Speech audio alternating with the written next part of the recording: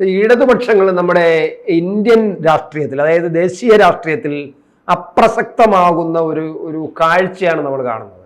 പ്രത്യേകിച്ച് 34 വർഷത്തോളം 33 വർഷമാണെന്നുള്ളല്ലോ പശ്ചിമ ബംഗാളിൽ ഭരിച്ച ആ പശ്ചിമ ബംഗാളിൽ ഒരു തരി പോലും കഴിഞ്ഞ പ്രാവശ്യവുമില്ല, ഇപ്രാവശ്യവും ഒരു തരിയെ പോലും എടുക്കാൻ അവർക്ക് കഴിഞ്ഞില്ല CPM-ന്.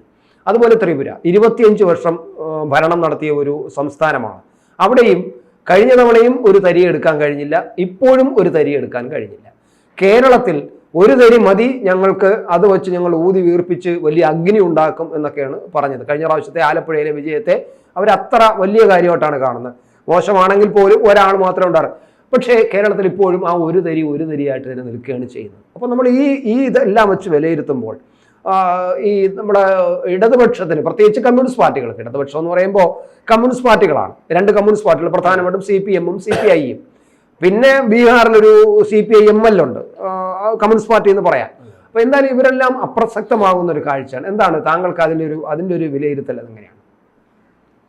ഇടതില്ലെങ്കിൽ ഇന്ത്യ ഇല്ലല്ലോ എന്നാണ് ഇവർ തുടക്കത്തിൽ പറഞ്ഞിരുന്നത്. അതെ, ഇന്ത്യ എന്ന് പറയുന്ന കൺസെപ്റ്റ് പൂർത്തിയാവുന്നത് ഇടതും കൂടി ചേരുമ്പോൾ എന്നാണ് തെരഞ്ഞെടുപ്പ് അല്ലാത്തപ്പോഴും സദാ അവർ പറയുന്നത്.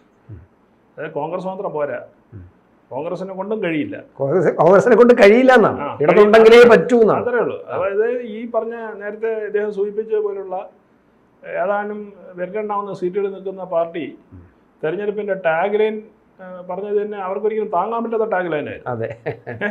ഇടതുണ്ട് കോൺഗ്രസ് കഴിയാത്ത ഒരു എന്താണ് ടാഗ് ലൈനാണ് ഇവർ ചെയ്തത്. അത് കുറച്ച് അമിത ബുദ്ധിയുള്ളവന്മാര് പാർട്ടിക്കകത്തുണ്ടായിരുന്നു. അതെന്ത് പറ്റി? അത് പാർട്ടിക്ക് തന്നെ അത് ട്രോളുകൾക്ക് കാരണമാവുകയും ചെയ്തു ആ സമയത്ത് തന്നെ. അതെ, കാര്യം അവനവന്റെ ശേഷിയും ചേമുഷിയും അനുസരിച്ച് വേണമല്ലോ കാര്യങ്ങൾ നിശ്ചയിക്കാൻ. സംഭവിച്ചില്ല എന്നുള്ളതാണ് ആ തുടക്കത്തിൽ പറ്റിയൊരു കാര്യം. പിന്നെ 2, നേരത്തെ പറഞ്ഞതുപോലെ ഈ തെരഞ്ഞെടുപ്പിൽ 4 സീറ്റുകളിലാണ് CPM വിജയിച്ചിരിക്കുന്നത്. അതെ, 4 സീറ്റുകൾ. ഒന്ന് കേരളം, 2 രാജസ്ഥാൻ, 2 തമിഴ്നാട്. 2 തമിഴ്നാട്, 1 രാജസ്ഥാൻ. 4 സീറ്റാണുള്ളത്. പിന്നെ നേരത്തെ സൂചിപ്പിച്ചാലെ മാർക്സിസ്റ്റ് ലെനിനിസ്റ്റിന്റെ 2 സീറ്റും കൂടിയുണ്ട്. അത് ബീഹാറിലെ.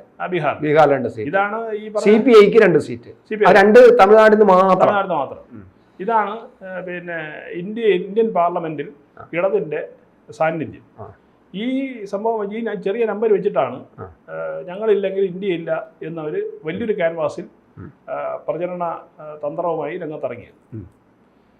പക്ഷേ ഇടത് സമ്പൂർണമായി അപ്രസക്തമാവുന്ന ഒരു ലൈനിലേക്കാണ് ഈ തെരഞ്ഞെടുപ്പ് ഫലവും നമ്മൾ കാണിക്കുന്നത്. അതെ, ഇനി നമുക്ക് നൽകുന്ന സന്ദേശം അതാണ്. തീർച്ചയായിട്ടും. ഇനി ഒരു പ്രധാനപ്പെട്ട ഒരു കാര്യം കൂടി ഉള്ളത്, ഈ ഇന്ത്യ മുന്നണി രൂപീകരിക്കുന്ന സമയത്ത് സദാസമയം യെച്ചൂരി, സോണിയയുടെയും രാഹുലിൻ്റെയും കൂടെ നമ്മൾ കണ്ടിട്ടുണ്ട്. എല്ലാ കാര്യങ്ങളിലും അദ്ദേഹം ഒരു പ്രധാന ഉപദേശിയെ പോലെ ഒപ്പം ഉണ്ടായിരുന്നെങ്കിൽ പോലും കേരളത്തിൽ ഈ പറഞ്ഞ പരസ്പരം മത്സരിക്കാൻ ആണ് അവർ തീരുമാനിച്ചത്. കോൺഗ്രസ് ഒറ്റയ്ക്ക്, ഞങ്ങൾ ഒറ്റയ്ക്ക്. അപ്പോൾ ഞങ്ങൾ ഒറ്റയ്ക്ക് എന്ന് മത്സരിച്ച് കോൺഗ്രസിനെ പരാജയപ്പെടുത്തി ഞങ്ങൾ കുറേ സീറ്റ് നേടി നമ്മൾ ഇന്ത്യയെ നമ്മൾ നിലനിർത്തും. നിങ്ങൾ ജയിച്ചു പോയി കഴിഞ്ഞാൽ ഇന്ത്യ ഉണ്ടാവില്ല എന്നുള്ള ഒരു കാഴ്ചപ്പാടിലാണ് അവർ തുടക്കത്തിൽ മത്സരിച്ചത്. അതേസമയം മറ്റെല്ലാ സംസ്ഥാനങ്ങളിലും, അതായത് CPM എവിടെയൊക്കെ മത്സരിച്ചോ 14-15 സീറ്റിലാണ് ആകെ മത്സരിച്ചെന്ന് തോന്നുന്നു. അതെ. ഈ മത്സരിച്ചിട്ടെല്ലാം തന്നെ അവർ അലയൻസ് ഉണ്ടാക്കിയിരുന്നു.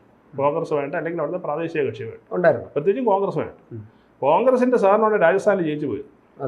സീറ്റ് കിട്ടിയത്. അതെ, കോൺഗ്രസിന്റെ സഹായം കൊണ്ട് മാത്രമാണ്. അതുപോലെ തമിഴ്നാട്ടിലെ DMK-യുടെ ഹെൽപ്പ് കൊണ്ടാണ് കോൺഗ്രസും ഉണ്ട്.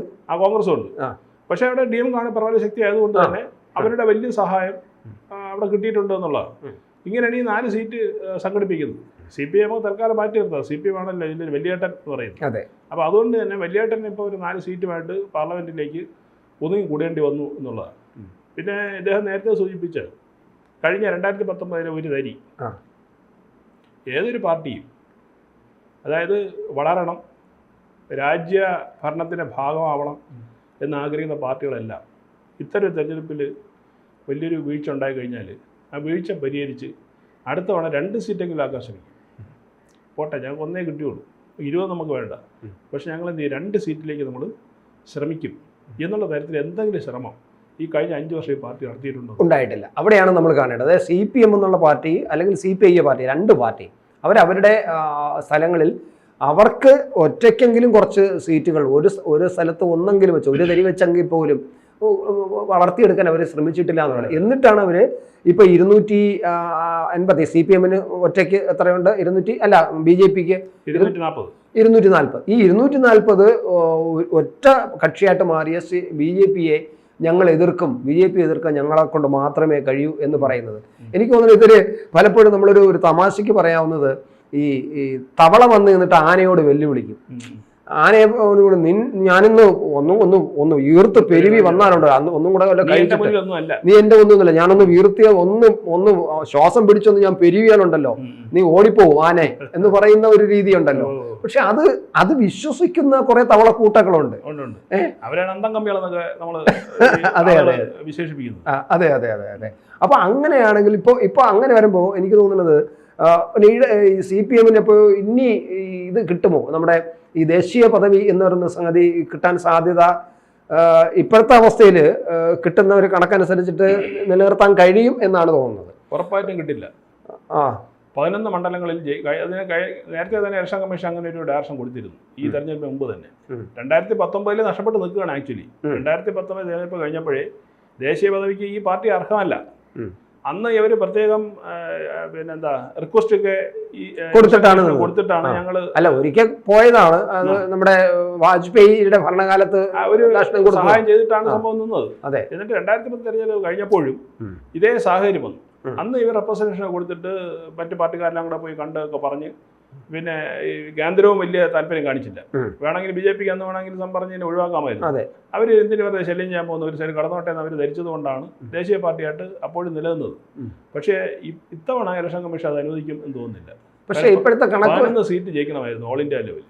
11 സീറ്റ് ജയിച്ചാൽ മാത്രമേ, ദേശീയ തലം ജയിച്ചാൽ മാത്രമേ നിലനിർത്താൻ കഴിയൂ ദേശീയ പദവി ആ ഒരു പാർട്ടിക്ക്, ആ ഒറ്റ പാർട്ടി. അല്ല, അത് ഈ 11 MPമാരെയാണോ? 11 MPമാർ വേണം. 11 MPമാരില്ലാതെ ഈ ദേശീയ പദവി ഇവർക്ക് നഷ്ടപ്പെട്ടു. പക്ഷേ ഇപ്പൊ വരുന്ന ഒരു വിവരം അനുസരിച്ച് അങ്ങനെയല്ല. ഇപ്പോ അവർക്ക് 4 സംസ്ഥാനങ്ങളിൽ ഒരു സംസ്ഥാന പദവിയുണ്ട്. ആ 4 സംസ്ഥാനങ്ങളിലെ സംസ്ഥാന പദവി നിൽക്കുന്നത് കൊണ്ടും ഇപ്പോ ഒരു MPമാരുടെ എണ്ണം കുറച്ച് 4 MPമാരൊക്കെ ഇപ്പൊ അതിനകത്ത് ഉള്ളത് കൊണ്ടും ഒരു പക്ഷേ അതിനകത്ത് നിൽക്കാൻ പറ്റും 2033 വരെ. ഈ 4 സംസ്ഥാന പദവി എന്ന് പറയുന്നത് ഒന്ന് കേരളം, തമിഴ്നാട്, പിന്നെ ത്രിപുര, പിന്നെ ബംഗാൾ. ഈ പറഞ്ഞ 3 തമിഴ്നാട് തൽക്കാലമാണെങ്കിൽ മാറ്റി വയ്ക്കാം. അല്ല, തമിഴ്നാട് നിൽക്കും, പക്ഷേ ബംഗാൾ നഷ്ടപ്പെടാൻ പോവുകയാണ്. അടുത്ത 2 വർഷം കഴിയുമ്പോൾ ബംഗാളിൽ നിന്ന് 2026 കാണില്ല സംസ്ഥാന പദവി പോകും. സംസ്ഥാന പാർട്ടി അല്ല അവിടെ. പക്ഷെ ഇപ്പം നിലവിൽ രേഖാമൂലം ആണ്. പക്ഷെ 26 ആകുമ്പോഴേക്കും അവർക്ക് ഒരു MLA പോലും കിട്ടാതെ വരുമ്പോൾ ഇപ്പൊ MP ഇല്ല, ഒരു MLA പോലും കിട്ടാതെ വരുമ്പോൾ സ്വാഭാവികമായിട്ടും അവിടെ സംസ്ഥാന പദവി നഷ്ടപ്പെടും, സ്വാഭാവികമാണ്. പക്ഷെ എങ്കിലും അപ്പൊ രാജസ്ഥാനിൽ ഒരു MP കിട്ടി. അപ്പൊ രാജസ്ഥാനിൽ ഒരു MP വന്നപ്പോൾ സ്വാഭാവികമായിട്ടും ഒരു പശ്ചിമ ബംഗാൾ നഷ്ടമാകുമ്പോഴും രാജസ്ഥാൻ ഒരു സംസ്ഥാന പദവി ലഭിക്കാൻ സാധ്യതയുണ്ട്. അങ്ങനെ വരുമ്പോൾ 4 സംസ്ഥാനങ്ങളുടെ സംസ്ഥാന പദവി ഉള്ളത് കൊണ്ടും ഈ 4 MPമാരുടെ ഒരു റെപ്രസെന്റേഷൻ ലോക്സഭയിൽ ഉള്ളത് കൊണ്ടും നിൽക്കാൻ സാധ്യതയുണ്ട്. ഈനാമ്പേച്ചിയെ ഇപ്പൊ തൽക്കാലം പിടിക്കണ്ട എന്നൊരവസ്ഥ വരുമെന്നാണ് ഇപ്പൊ പറയുന്നത്. അത് അദ്ദേഹം പറഞ്ഞതിൽ ചെറിയൊരു കറക്ഷൻ ഉണ്ടെന്ന് എനിക്ക് തോന്നുന്നു. കാരണം ഇത് തെരഞ്ഞെടുപ്പിന് മുമ്പ് തന്നെ ഇത് ചർച്ച ചെയ്യും. മരപ്പട്ടി ചർച്ച വന്ന സമയത്ത് കൃത്യമായിട്ട് അന്ന് 4 സംസ്ഥാനങ്ങളും 11 ലോക്സഭാ സീറ്റും എന്നുള്ളതാണ് ഞാൻ ഇപ്പോഴും വിശ്വസിക്കുന്നത്. ആയിക്കോട്ടെ, ഇനി ഓർമ്മയിൽ എന്തായാലും നമുക്കത് കൂടുതൽ പരിശോധിക്കേണ്ടതുണ്ട്, കൂടുതൽ നമുക്കത് മനസ്സിലാക്കേണ്ടതുണ്ട്.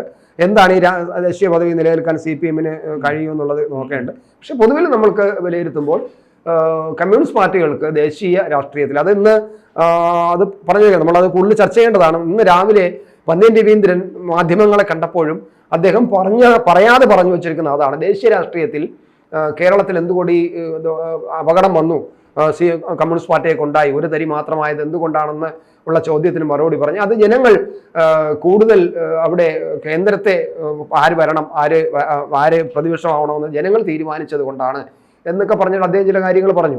പലയിടത്തും നമ്മുടെ ഇവിടെ പരസ്പരം മത്സരിച്ചു, പലയിടത്തും ഒരുമിച്ച് മത്സരിക്കുന്നു. ഇതൊക്കെ ജനങ്ങൾ കണ്ടുകൊണ്ടിരിക്കുകയില്ലേ, അതുകൊണ്ട് ജനങ്ങൾക്ക് അത് വിലയിരുത്താൻ കഴിഞ്ഞു എന്നാണ് പറയുന്നത്. അതിൻ്റെ അർത്ഥം നമ്മൾ മനസ്സിലാക്കേണ്ടത് സ്വാഭാവികമായിട്ടും ഈ പ്രസക്തി നഷ്ടപ്പെട്ടുവെന്ന് പന്ന്യൻ പറയാതെ പറഞ്ഞു വെച്ചിരിക്കുകയാണ്. എന്തായാലും ആ അവസ്ഥയിലേക്കാണ് പോകുന്നതെന്ന് നമുക്ക് കാണാം.